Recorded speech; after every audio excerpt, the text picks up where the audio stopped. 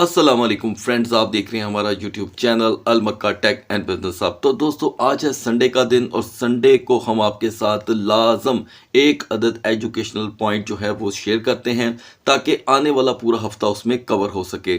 तो दोस्तों, इस दरमियान एक चीज़ अपने ज़हन में रखिएगा कि ये साल 2025 का आखिरी कारोबारी हफ्ता होगा और इसमें सिर्फ 4 दिन वैलिड होंगे।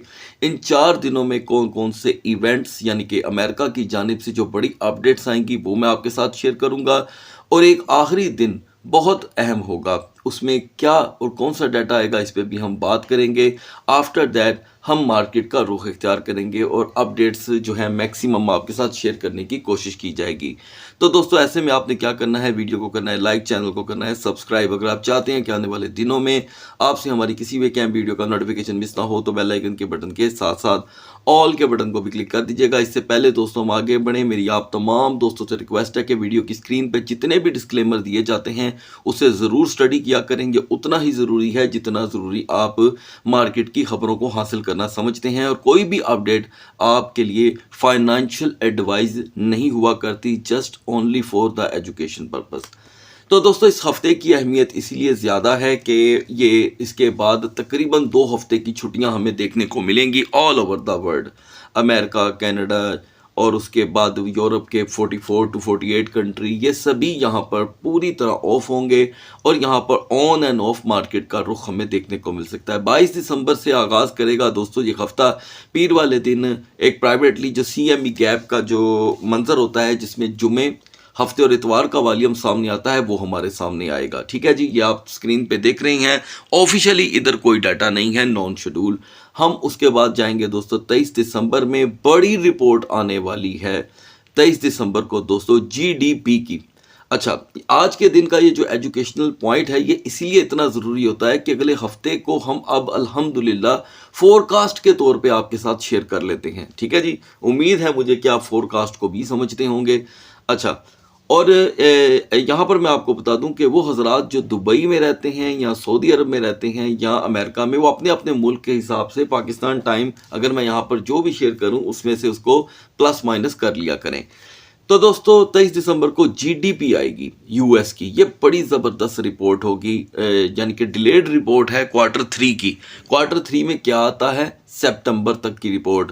और अगर हम बात करें अक्टूबर, नवंबर, दिसंबर की, तो ये अब आएगी जनवरी के अंदर। आई होप कि मैं आपको ये पेचीदा पॉइंट्स बताने में शायद कामयाब हो जाऊं और आप खुद भी समझ सकें।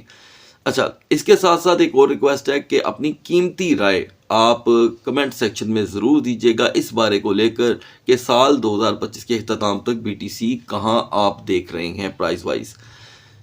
उसके बाद दोस्तों, durable goods order delayed reporting हैं, इनकी कोई वैल्यू नहीं है। कैपेसिटी यूटिलाइजेशन कोई वैल्यू नहीं, कैपेसिटी यूटिलाइजेशन, कंज्यूमर कॉन्फिडेंस कोई वैल्यू नहीं। तो यानी कि 23 दिसंबर की जो बड़ी चीज़ है वो है दोस्तों GDP। ओके, आगे चलते हैं। बुध वाले दिन इनिशियल जॉबलेस क्लेम आएगा। ये समझ लें एक अहमियत रखता है। इनिशियल जॉबलेस क्लेम की वैल्यू क्या है ये भी मैं बता देता हूँ। इसमें हमें यह पता चल जाता है कि ये जो पिछला महीना गुजरा था इसमें यहाँ पर बेरोज़गारी बढ़ी या कम हुई। अगर तो बेरोज़गारी बढ़ी है तो दोस्तों मार्केट जो है वो पंप लेती है। लेकिन आजकल एक और नई चीज़ें देखने को मिल रही हैं कि इन रिपोर्टों को कंट्रोल किया जा रहा है। ठीक है, जिसके ऊपर मैं नहीं, पूरी दुनिया बातें कर रही है कि ये रिपोर्टें वैसी नहीं हैं जैसा तज्जिया किया जा रहा है। देखें, वो दोस्त जो अमेरिका में रहते हैं उनकी भी ये राय है, वो अपनी कीमती राय ज़रूर दीजिए इस वीडियो में कि क्या महंगाई की सूरत हाल रिपोर्ट के साथ मैच करती है। क्योंकि आजकल हर चीज़ को कंट्रोल किया जाता है, सच जो होता है वो बिल्कुल पसे पर्दा रह जाता है और आगे जो रिपोर्टें आ रही होती हैं उसका उससे कोई मैच ही नहीं खाता। तो लिहाजा दोस्तों, 24 दिसंबर यानी कि हम यहाँ पर फ्री हो जाएंगे और उसके बाद 25 दिसंबर की छुट्टियाँ, नॉन शेड्यूल्ड क्रिसमस हॉलीडेज़ कहाँ तक जाएंगी कोई नहीं जानता दोस्तों, बड़ा लंबा काम होगा। ठीक है, उसके बाद अचानक आपको देखने को मिलेगी पेंडिंग होम सेल्स, इसकी भी कोई वैल्यू नहीं है। 30 दिसंबर को ये जो चीज़ें चल रही होंगी इसके बाद, ठीक है, इनमें समझ लें कि कोई इतनी मैं वैल्यू नहीं देख रहा। 30 दिसंबर को मिनट्स ऑफ फेड दिसंबर FOMC मीटिंग आएगी। ठीक है, इसके ऊपर थोड़ी नज़रसानी हम ज़रूर करेंगे लेकिन उस दिन के एतबार से। अब लास्ट में आ जाते हैं 31 दिसंबर के इनिशियल जॉबलेस क्लेम पे। तो दोस्तों वो कौन सा जॉबलेस क्लेम था, आपने डेट और तारीख पढ़ ली ना, Q3 का। ये अब जो होगा जो ये इनिशियल जॉबलेस क्लेम होगा ये हमें मिलेगा नवंबर का, ठीक है जी। तो यहाँ पर बड़ी अहमियत है दोस्तों इन चीज़ों की।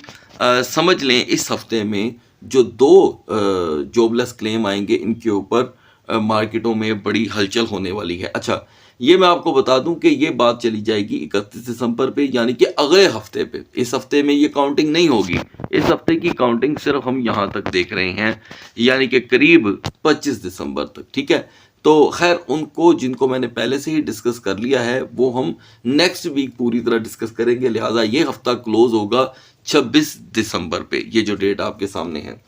तो दोस्तों पीर वाला दिन बड़ा अहम होगा मार्केट का, क्योंकि छुट्टियों से पहले दिसंबर के महीने में बड़ी हसल बसल रहती है, जिसे आप यहाँ पर चाहें भी तो एनालाइज नहीं कर सकते। बढ़ते हैं मार्केट की तरफ।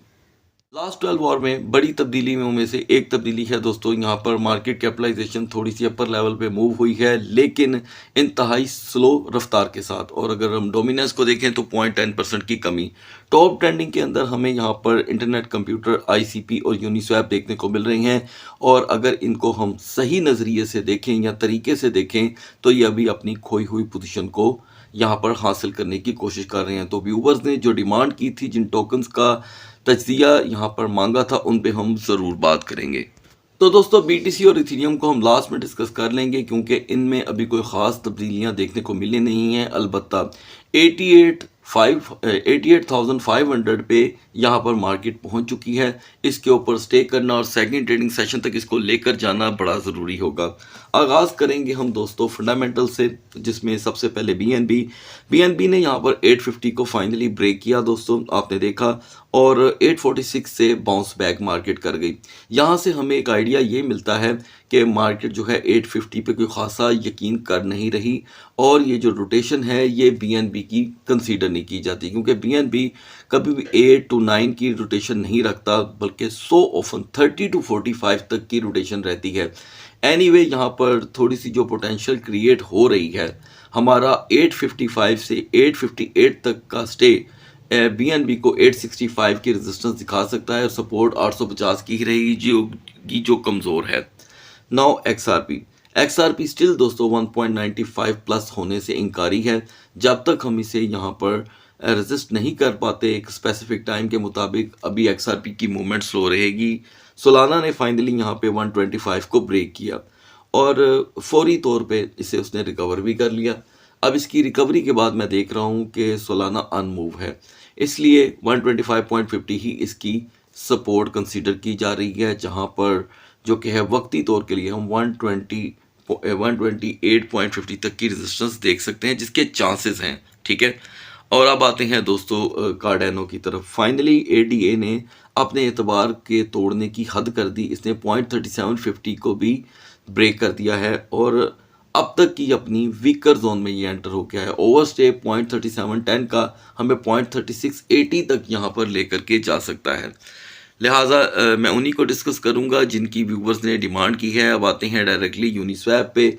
इस मार्केट के अंदर रहते हुए जो मैंने बर्न शेयर किया था आपके साथ कि यूनिस्वैप का एक बर्न हुआ है, तो इसके ऊपर अपनी नज़र रखिएगा। तो दोस्तों यहाँ पे यूनिस्वैप ने एक बड़ी रिकवरी शो की। एनीवे मॉर्निंग टाइम में हमने देखा कि यूनिस्वैप 6.49 तक का हाई दे चुका है, ठीक है जी। पहले तो मैं आपको ये बता दूं कि यूनिस्वैप ने पहल 6.21 से डाउनफॉल पकड़ा, जहां से हमने 6.11 तक का लो देखा, 6.49 का हाई, और अब तेज़ी से ये 6.33 तक आन पहुंचा है। ओवरस्टे ऑन 6.30, नॉर्मली हम 6.20 से फिर यहाँ पर बाउंस ले सकते हैं। पोल्का डॉट 1.95 के लिए यहाँ पर उम्मीदवार है, उससे पहले कोई चेंजिंग यहाँ पे जो कि एक्सपेक्ट नहीं की जा सकती। अगर हम यहाँ पर BGP को देखें दोस्तों तो इसका वॉल्यूम भी एक्स्ट्रा लो दिखाई दे रहा है। एनीवे सेकंड ट्रेडिंग सेशन से पहले हमें लाजम 3.55 पे रेजिस्टेंस बनानी होगी। नाउ टाओ को दोस्तों हम यहाँ पर वक्ती तौर के लिए इग्नोर कर रहे थे, लिहाजा मैं समझता हूँ कि टाओ भी यहाँ पर तकरीबन अदर आल्ट कॉइन की तरह ही बिहेव कर रहा है।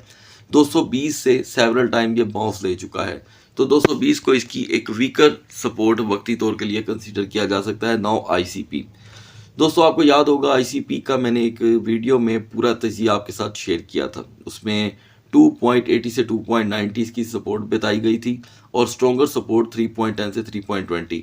तो लिहाजा ये 2.80 से बाउंस लेकर अभी अपनी सपोर्टें ही कवर कर रहा है।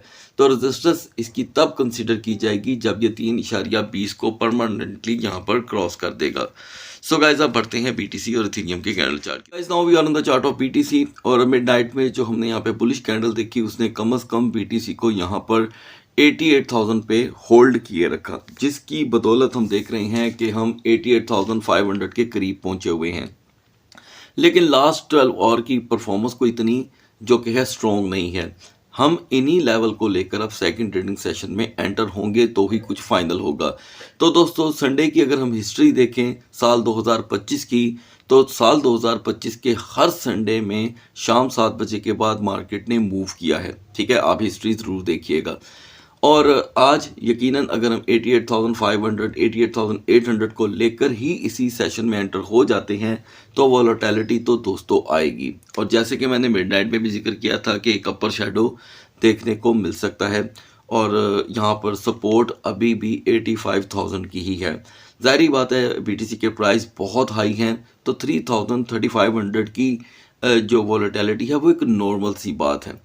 तो इस दरमियान रिजेक्शन का एलिमेंट मत भूलिएगा। हेल्पफुल में यहाँ पर यूनिस्वैप और लिंक रहेंगे। बढ़ते हैं इथेरियम के कैंडल चार्ट की तरफ। तो दोस्तों अब से कुछ देर पहले इथेरियम ने 3,000 को अबूर किया और वहाँ से रिजेक्ट हो गया, लेकिन नो डाउट पिछले 8 घंटे से यहाँ पर एक स्ट्रगल एरा देखने को मिल रहा है।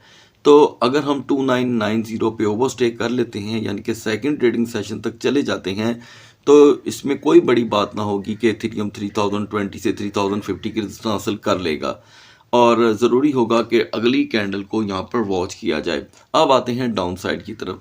2980 और 2965 डायरेक्ट इंडिकेटर है इथेरियम के वीक होने का, जो इथेरियम को 2950 2940 तक लेकर के जा सकता है। क्योंकि संडे है तो यकीनन इनका वॉल्यूम भी कम है।